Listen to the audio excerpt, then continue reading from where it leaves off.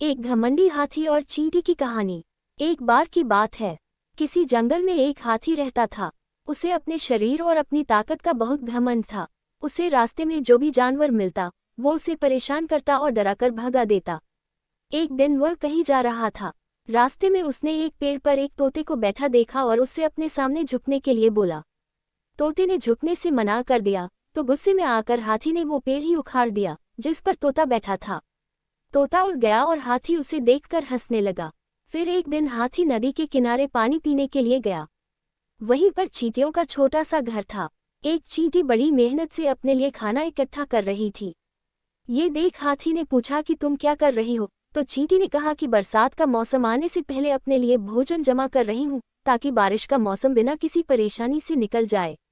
ये सुनकर हाथी के मन में शरारत सूझी और उसने अपनी सूंड में पानी भरकर चींटी के ऊपर डाल दिया। पानी से चींटी का भोजन खराब हो गया और वो पूरी भीग गई। ये देखकर चींटी को बहुत गुस्सा आया और उसने घमंडी हाथी को सबक सिखाने का सोचा। फिर एक दिन चींटी को मौका मिल ही गया कि वो हाथी को सबक सिखा सके। हाथी भोजन करके हरी घास पर सो रहा था।